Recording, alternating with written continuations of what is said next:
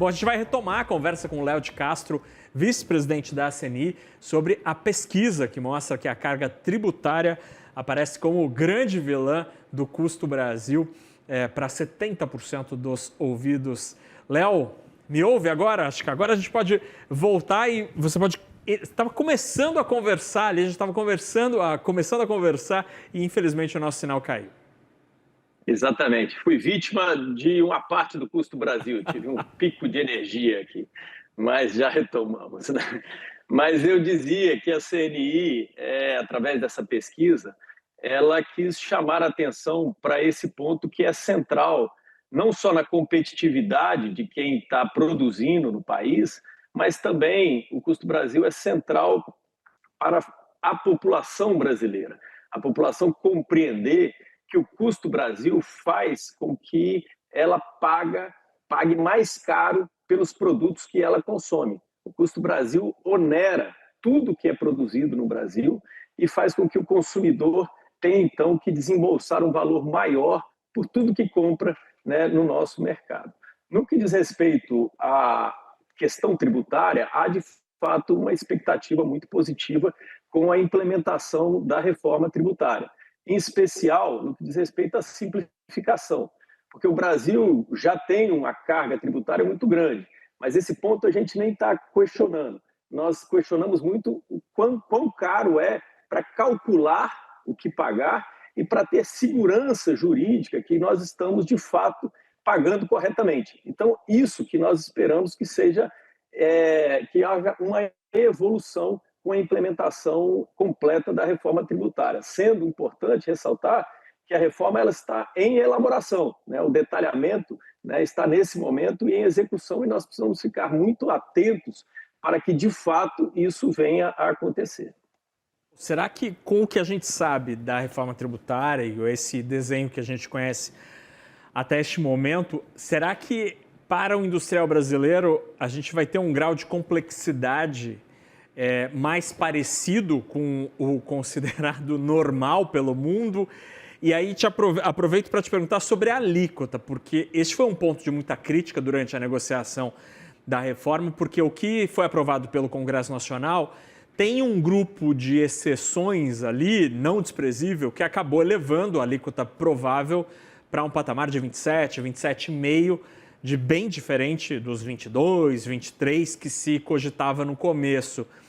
Como deve ser este mundo diante do custo Brasil após a reforma tributária? Pois é, nós temos uma expectativa, como eu lhe falei, de uma simplificação muito grande, né, na forma de calcular os impostos no Brasil. E eu acho que isso, de fato, vai ser entregue, né? Quanto à alíquota, de fato, nós temos aí uma queda de braço, uma luta para conseguir que se coloque nas exceções o menor número possível de produtos, né, para tratar tudo de forma mais homogênea e, assim, não onerar, né, o setor produtivo, né, da forma que está caminhando para ser. Então, a gente espera que essas exceções sejam revisitadas e reduzidas para a gente ter uma alíquota mais nesse patamar que você mesmo citou, entre 22% e 23% de carga tributária para o nosso país, para quem produz o nosso país. Agora, Léo, falando de custo Brasil, a gente tem outros problemas que acabam nos prejudicando e prejudicam de maneira bastante expressiva. Eu queria te ouvir sobre estes outros problemas que continuam sendo um fardo para o empresariado brasileiro.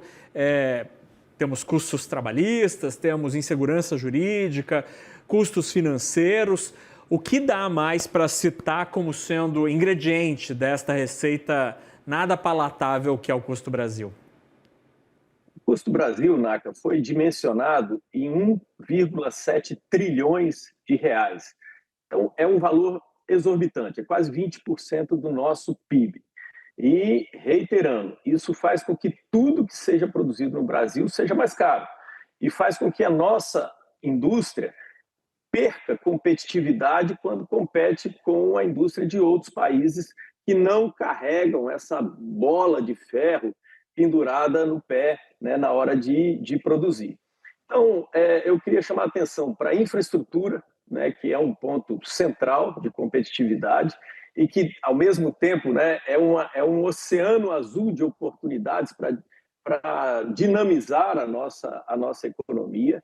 Nós temos um ponto também super relevante da falta de capital humano qualificado, né? Nós precisamos avançar de forma mais urgente na implementação da reforma do ensino médio, né? Nós precisamos ter um contingente maior de jovens sendo formados no ensino médio técnico, que é o que realmente faz diferença na construção da produtividade, na elevação da produtividade da economia brasileira.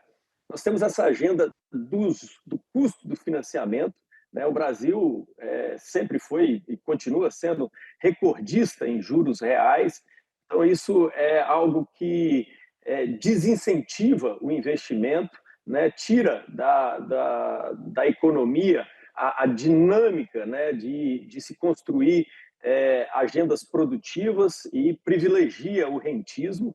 Então, esses 3 pontos, né, capital humano, infraestrutura e custo de financiamento, são pontos centrais que nós podemos também enfrentar e colher melhores resultados para o nosso país.